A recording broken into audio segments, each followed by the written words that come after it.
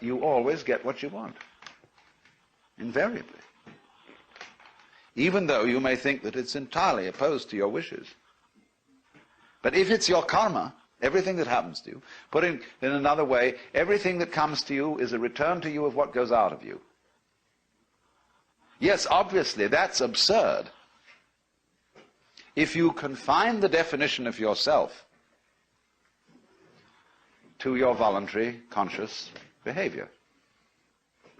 That's a ridiculous definition of oneself. Oneself, by any stretch of the imagination, must involve far more than the conscious and voluntary aspects of our behavior.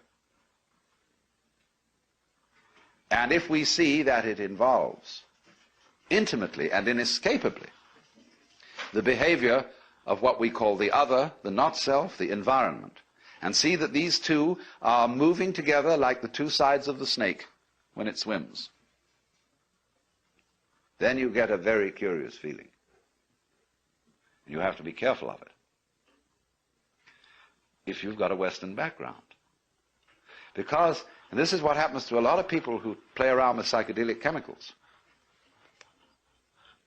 there are many, many cases of inflation among these people. That is to say, when you get this sensation that the two sides of the world, the inside and the outside, are moving together, you may think, I am ruling it. I am God in the Western sense of the word. Therefore, your ego, instead of being, as it were, integrated and transcended with all this process, merely assumes vast dimensions, has megalomania, is blown up by the mystical experience. And so you get the holier-than-thou people going around who seem to think that they're above all human conventions and have no obligations to anyone or anything, because they're divine and they can do as they damn please. What they haven't realized is that doing as you will isn't a new kind of behavior that you suddenly put on and say, from now on I'm going to go around doing as I will. You have to realize first that that's what you've always been doing.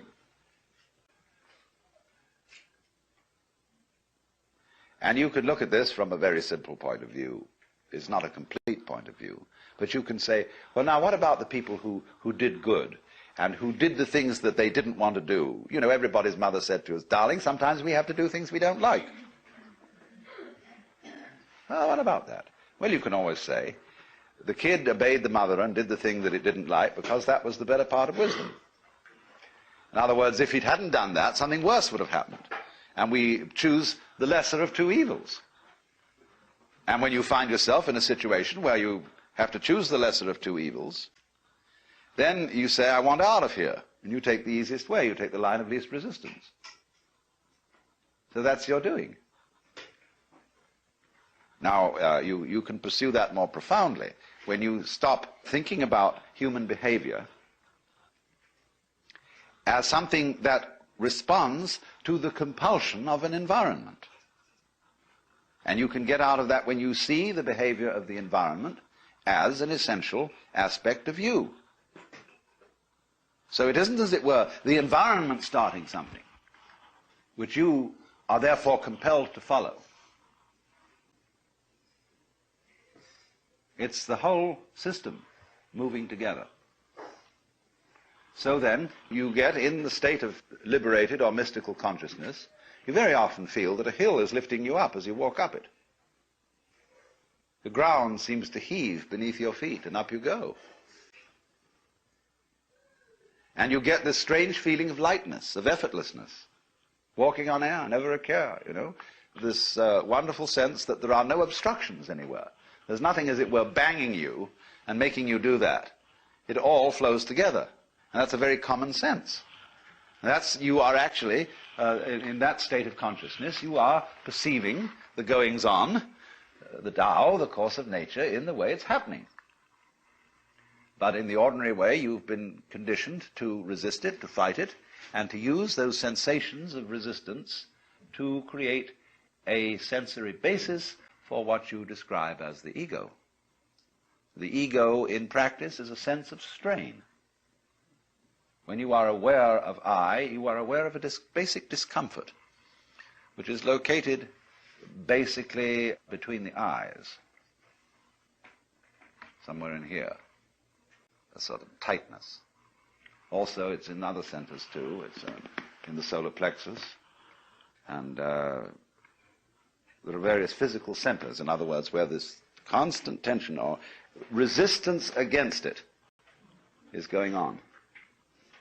And that's what you feel when you talk about I. When that tension ceases, you discover immediately that the separate ego has disappeared, and that what I refers to is simply the total panorama of experience, everything that's happening. That's I. And obviously I don't know all of it, because I can't inspect all of it with my radar, with my conscious attention. That would be a ridiculous undertaking, to know everything in that sense. We know it in a much better way, as we know how to grow hair and open and close our hands. So, this point of view can be understood if we clarify the initial problems we have about it. And I suppose the first problem is, if we accept the notion that everything that happens to us is our own karma, our own doing, then we have to be very careful of, shall we say, the devil of omnipotence, of inflation, of feeling that your ego is what is in control of all this. And the second thing is, if you think then that everything that happens to everybody is what they really want to happen, then you can absolve yourself from any qualms about being unkind to someone, because you could say, well, the unkindness I did you was what you really wanted, wasn't it? You know that business about the responsibility of the person who gets murdered for getting murdered? There is a curious sense in which a lot of people go around looking for trouble. Freud pointed out quite correctly the psychology of accident-prone individuals. They seem to be attracting trouble like lights attract moths.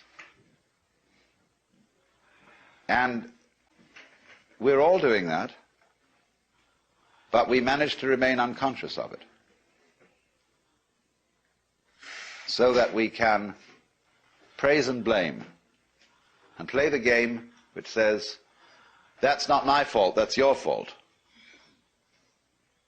And so we go around apportioning faults to everybody. Because if we're going to apportion praise for what the good things people do, you can't make praise mean anything unless you also go around blaming. Praise and blame go together. Supposing everybody was acting in a praiseworthy way, and we praised everybody for everything, they'd get tired of it. They wouldn't even notice it anymore. So long as you're going to get a kick out of being praised, you've got to go around blaming too. It's very simple. But if you see the folly of that praising and blaming are just creating each other, then you don't praise and you don't blame. You just dig the whole thing. And that's why, when we encounter very great sages, you never hear them blame people, and they very rarely praise anyone. You try to start gossip in the presence of such a person, and you make a derogatory comment about someone. It's as if you had thrown a rock into a well and heard no splash. And a funny feeling, because that you get no response. You get no agreement. And if you praise somebody, there's also likely nothing to be said, except perhaps some remark that, of course, you're praising the beloved in all its manifestations. And this disconcerts some people terribly. I've always noticed that real sages never gossip, never criticize persons. And because they understand so well The French saying, tout comprendre, c'est tout pardonner, to understand all is to forgive all, is so true if you are experienced in just the ordinary way of dealing with human problems. If you've been a counselor or psychotherapist or minister or anything like that, you very soon get to realize how vastly complicated people are, and to see that they really are in the messes they're in, not because of anything, but that's the way it is. And you stop blaming people, and because you don't blame people, you have open ears, and people come and seek your advice. Because they don't want to come to someone who's a counselor who will bawl them out. It's like dentists who simply accept the fact that people really don't take care of their teeth, and realize that the job of a dentist is precisely to look after people who can't be bothered to take care of their teeth. That's why he's in business. So a good dentist doesn't bawl his patients out because they didn't do this, that, and the other. Just accept it. Same with doctors. They know perfectly well that nobody's going to live by the rules of health. And they're very vague as to what they are. And, you know, there's every kind of theory about how you ought to live and what is healthy, but they change in fashion. And you ought to eat this kind of diet in 1921. By the time it's 1930, they've changed their ideas altogether. By the time it's 1960, it's back again to a mixture between 1921 and 1894. Something like that. You see, it's always changing. So while the rules that are not so... You see, if they were all absurd, it would be easy. But they're not all absurd. There's some truth in it, always. But nobody's ever quite sure. So the function of healers and doctors and so on is just to do what can be done to stop the mess getting too messy. And they must accept it as that. That's their job. If I were healthy, you'd say to the doctor, I wouldn't need you. So you're in business.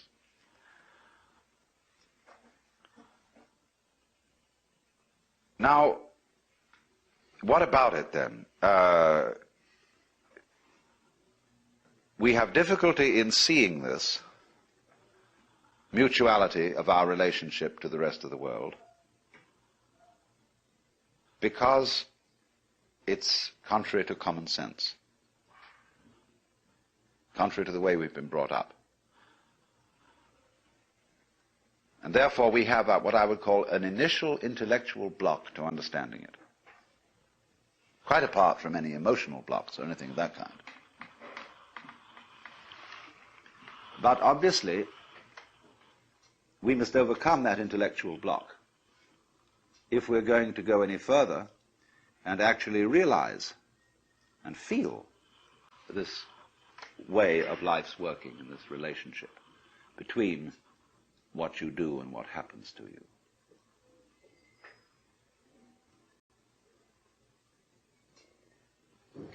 Then the question arises, then what do I do? Do I go around saying to myself, all this that's happening to you is what I wanted? I am inside and outside. I am the subjective and I am the objective. And I mean, you go around thinking thoughts about this, so as it were to talk yourself into this way of feeling. Well, that's very superficial, because this new sense of relationship to nature is something much more than an idea.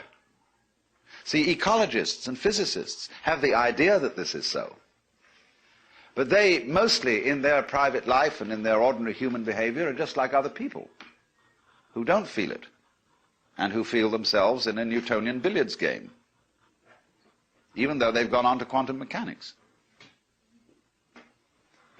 So that there may be a transition from our ordinary way of feeling how things go on to the new way, we have to do something other than think. Because actually thinking is causing the trouble. It is by thinking that we divide the world into separate events and separate things. That is calculus. And Ananda Kumaraswamy once described the life of the liberated being as a perpetual, uncalculated life in the present. And you say, wow, I don't think I could do that. That saying of Jesus in the Sermon on the Mount, be not anxious for the morrow, the uncalculated life. If God so clothe the grass of the field, will he not much more clothe you, faithless ones?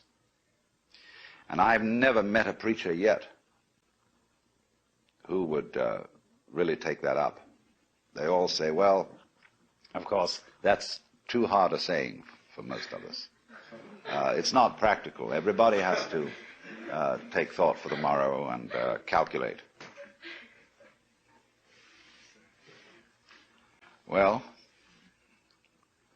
at this point,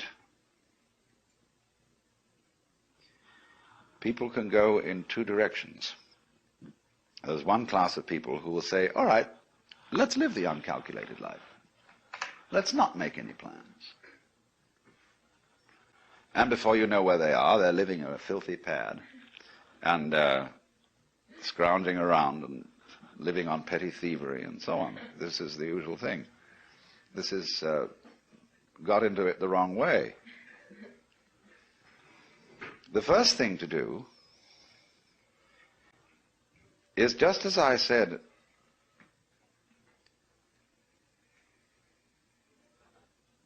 whether you like it or not, and whether you know it or not,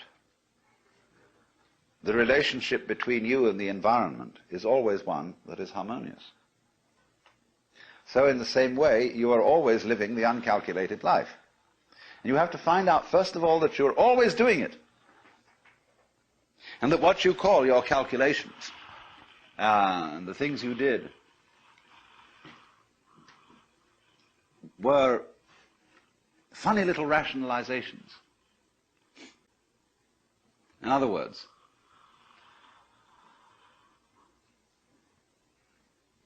your ego has about as much control over what goes on as a child sitting next to its father in a car with a plastic steering wheel that is turning the car the way Daddy drives it. Because, as I pointed out, most of the functions, most of the goings-on in you, around you, the circumstances of life, have nothing to do with your ego at all. And you don't even know why you make up your mind to do certain things. We know superficially. We have a few ideas. It's like when you enter into a marriage. You have really no control over its outcome, in the ordinary sense of ego control. You've taken a colossal gamble in which you've involved enormous complexes of patterns. And maybe it'll come out all right if you don't interfere with it too much. You don't. It's like Oppenheimer said, it's perfectly obvious that the whole world is going to hell. And the only possible way we might stop that happening is not to try to prevent it. And you know, all these wars are started out by people who think that they're helping someone, that it's going to make things better. So, when you begin from the basis, not of saying, I should now live the spontaneous and improvident and non-calculating style of life, but realize you've always done that, only you rationalized that you didn't. You always did what you wanted to do, basically. Only you said sometimes it was my duty. But you preferred a conception of yourself as someone who always does his duty. That flattered you. And so you were still following your own way. Now the first thing then is to see that that's what's happening. So that you don't think, well, now there is some special thing I have to do to understand this harmonious relationship between the individual and the world. Because if you work on it that way, you will start from the presupposition that that relationship doesn't already exist and has to be brought into being. The thing is, it doesn't have to be brought into being. It's there. But now when you see that that's so, it obviously starts to make a difference. You do behave in a different way. But the behavior, the new kind of behavior that is a result of a transformation, is not forced behavior. When you try to imitate the way a saint behaves, you have made a forced change, and you know all forced behavior is phony. It's like someone saying, I love you, I love you, I love you, when you don't. You feel you ought to, but you don't really. And there's something, it doesn't ring true.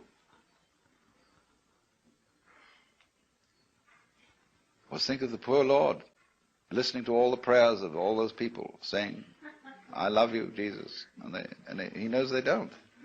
No, they're just saying this because they think they ought to. And be very trying.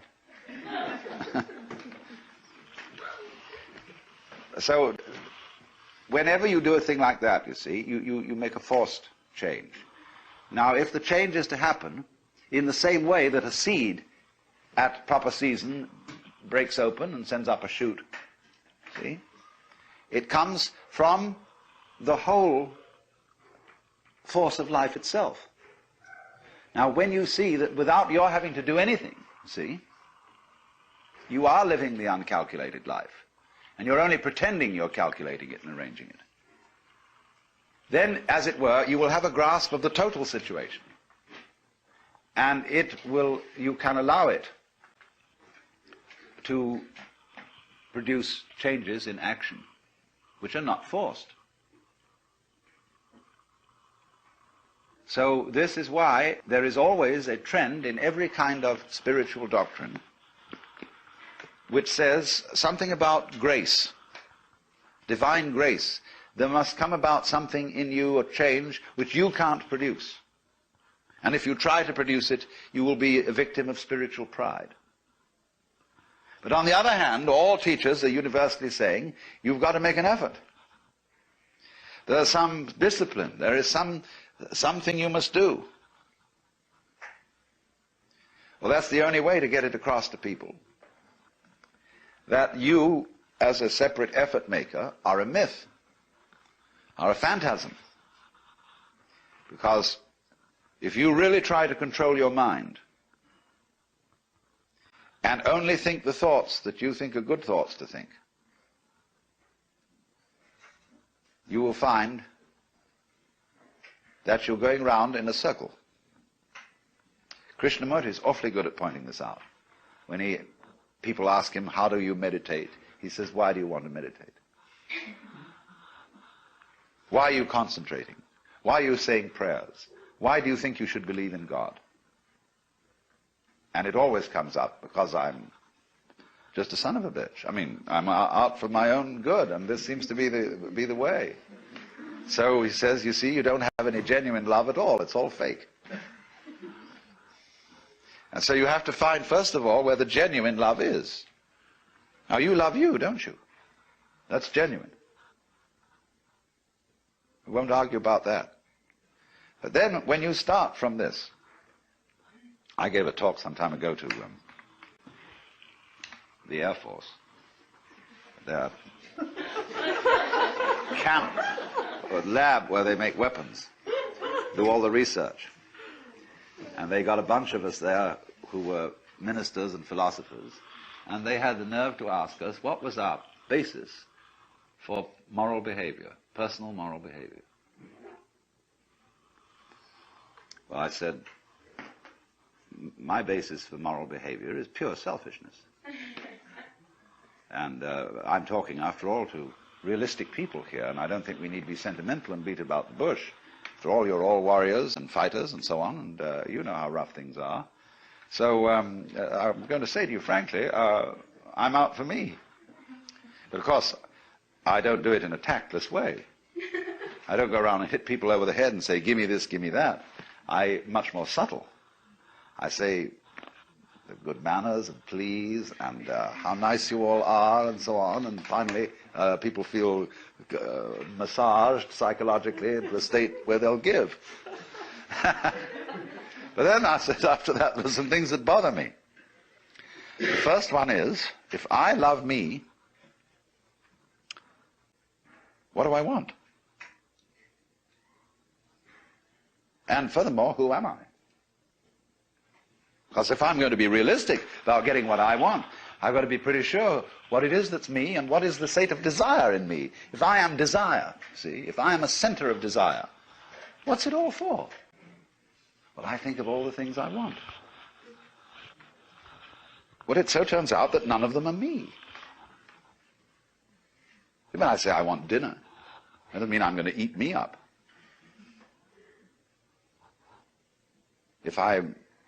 Any pleasure I can think of is the enjoyment of something that I hadn't thought of defining as myself.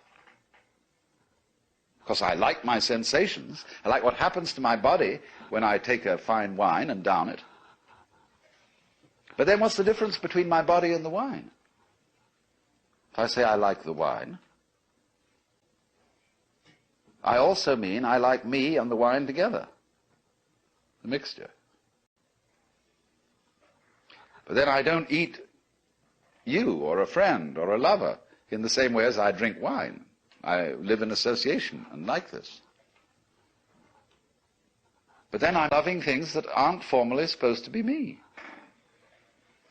And as I go into it, in other words, as I investigate what I mean by me, I find that I can't put any limits on it. That I cannot experience me without you, or without the other. And they're inseparable. But you don't find this out until you investigate it, until you really go into the question, what do I want? And that's the most important investigation anyone can make, which I'm going into in the next session. The question of power. And all these military men, they think they want power. And so I said to them some very subversive and undermining things, without anybody knowing it until long after I'd left.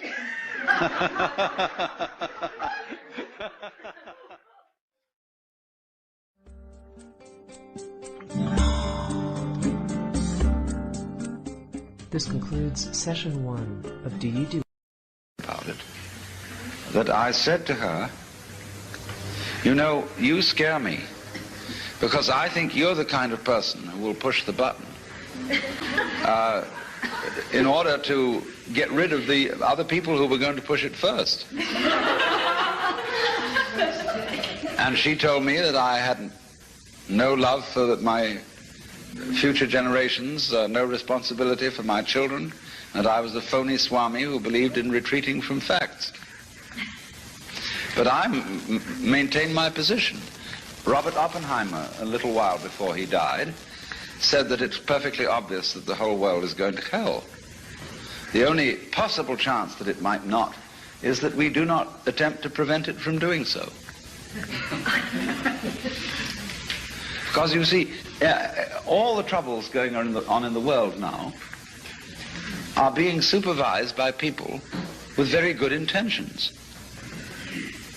Their attempts to keep things in order, to clean things up, to forbid this and prevent that possible horrendous damage. And the more we try, you see, to put everything to rights, the more we make fantastic messes. And it gets worse. And maybe that's the way it's got to be. Maybe I shouldn't say anything at all about the folly of trying to put things to right, but simply on the principle of Blake, let the fool persist in his folly so that he will become wise. Will this be an argument against conservationists? This is an argument against all kinds of do-gooding. In other words, what I'm saying is, don't take me too seriously. I'm pitching a case for the fact that the civilization has been a mistake. that it would be much better to leave everything alone. That the wild animals are wiser than we, in that they, putting it in our crude and not very exact language, they just follow their instincts. And if a moth mistakes a flame for the signal on which it gets a mating call and flies into the flame, so what? That just keeps the moth population down. And the moth doesn't worry. You know, it doesn't go buzzing around in a state of anxiety, wondering whether this sex call is the real thing or just a flame. It doesn't think consciously about the future. At least we suppose this is so. Maybe it does, but we suppose that it doesn't. And therefore it isn't troubled. And but the species of moths goes on and on and on. And it's, so far as we know, it's been around for an incredibly long time, and maybe even longer than we have. Bees, ants, creatures of this kind, they have long since escaped from history, so far as we can see. In other words, they live a settled existence, which you might consider rather boring, because it doesn't have constant change in the way that we do. They live the same rhythm again and again and again and again, but because they don't bother to remember it consciously, it never gets boring. And because they don't bother to predict, they're never in a state of anxiety. And yet they survive.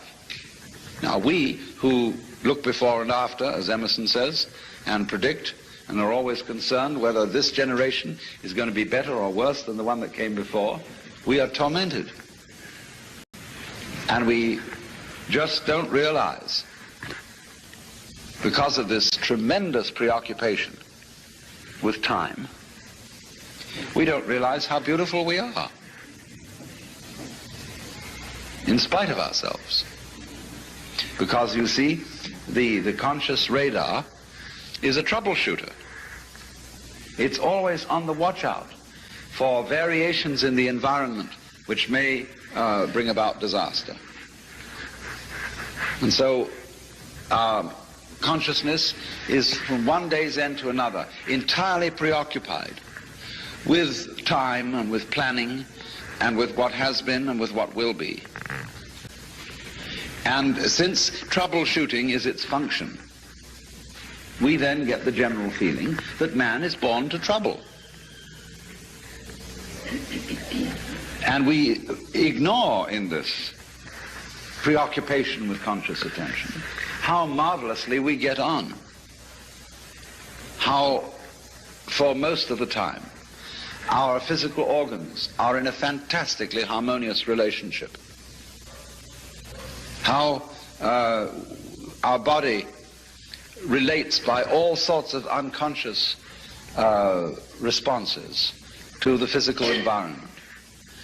So that if you became aware of all the adjustment processes that are being managed spontaneously and subconsciously by your organism, you would find yourself in the middle of great music. And of course this occasionally happens. Well, the mystical experience is nothing other than becoming aware of your true physical relationship to the universe. And you're amazed, thunderstruck by the feeling that underneath everything that goes on in this world, the fundamental thing is a state of unbelievable bliss. Well, why not? Why else would there be anything happening? Because if the game isn't worth the candle, if the universe is basically nothing but a tormented struggle, why have one? Hasn't it ever struck you that it would be much simpler not to have any existence? It would require no effort. There would be no problems. So why is there anything going on? Let me say not why, but how is there anything going on? Because if it's all fundamentally a drag, I just don't see any reason for its being. Everything would have committed suicide long ago. and to be at rest. Abu Ben Adhem, may his tribe decrease by cautious birth control and be at peace.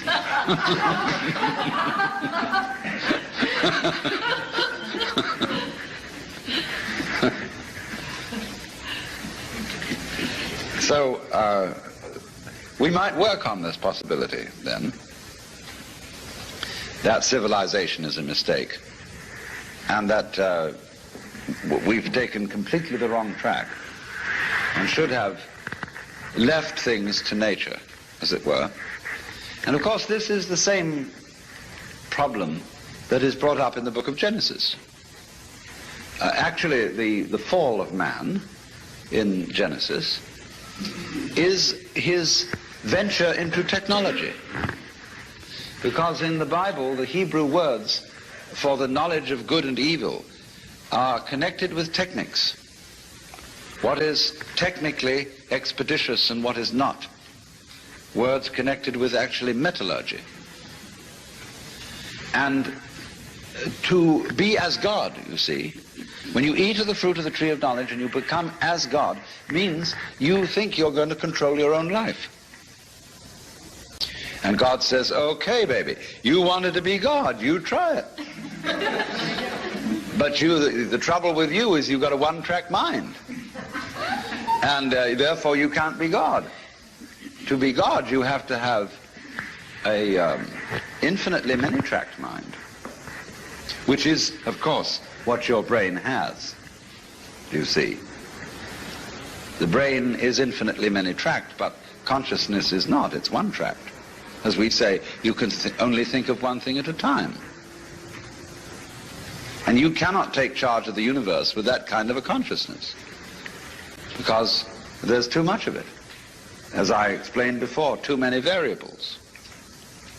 And our science can take care of a few variables, or of an enormous number of variables, as in quantum mechanics, by statistical methods.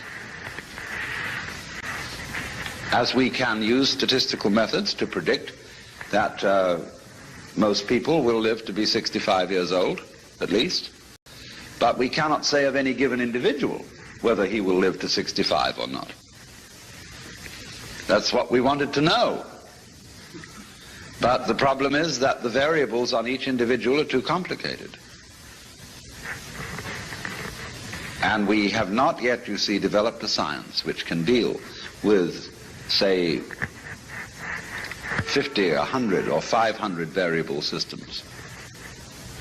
It's too complicated to think about. The computers are going to help us.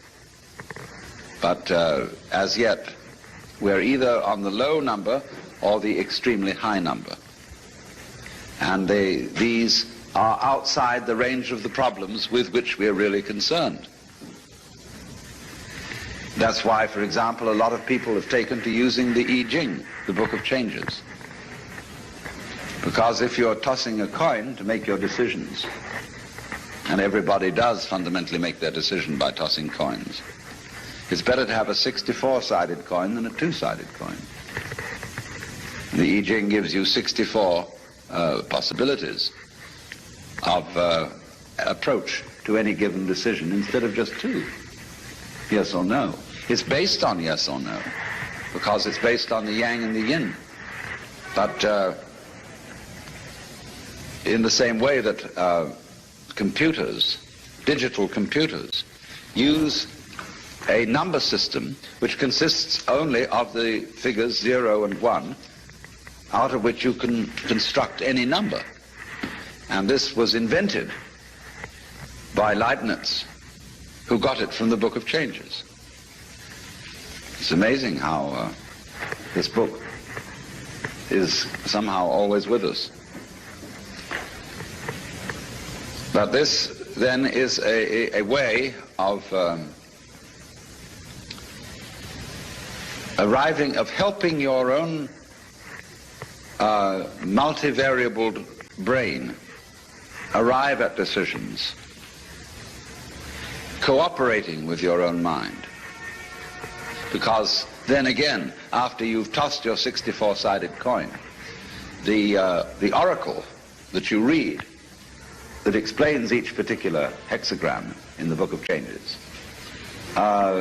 is a sort of Rorschach blot. It is very laconic remarks into which everybody reads just exactly what they want to read. But that helps you make a decision by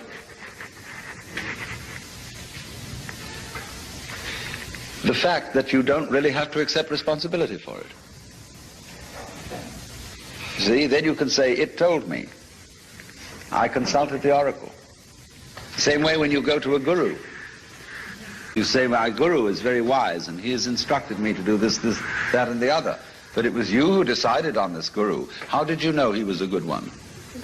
You see, you gave him his authority because you picked him out. It always comes back to you. But we like to pretend it doesn't. But the thing is that oneself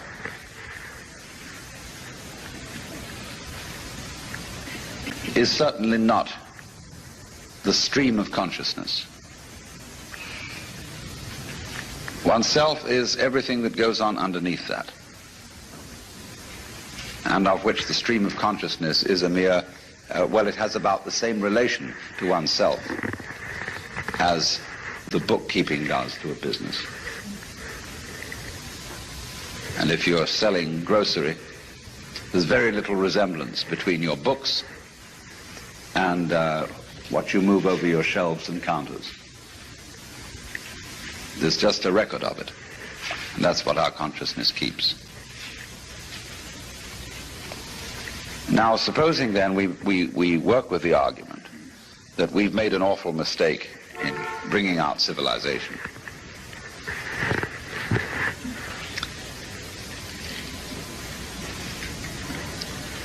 And we're not going to survive.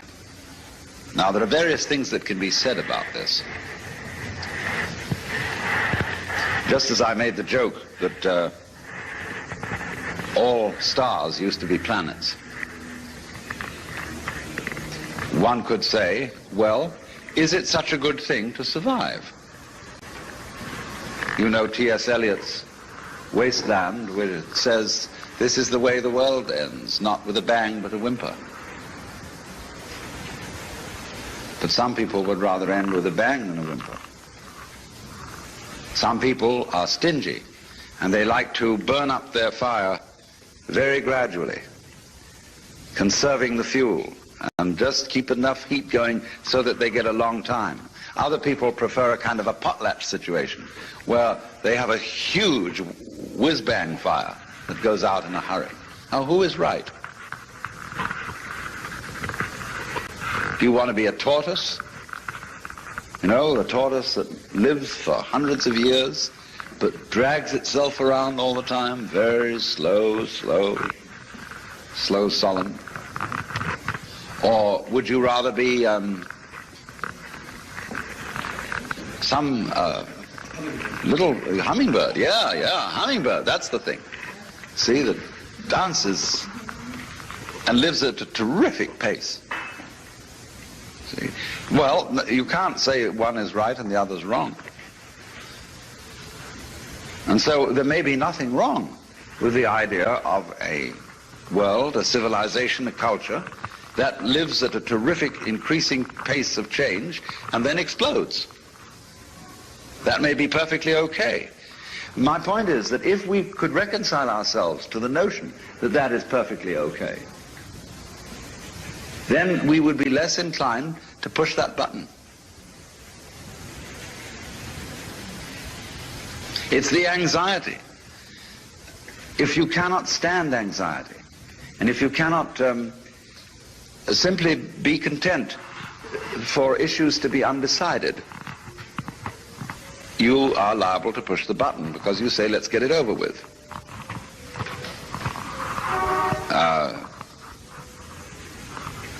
People who have trouble with the law and are manipulating the courts in one way or another always learn to delay everything, put it off, introduce legal red tape, manage to, like Ralph Ginsburg, who's been in trouble because of the Eros magazine.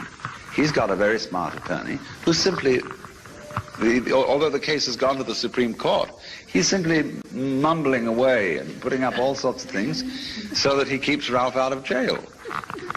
And that's life. Life is simply a way of postponing death.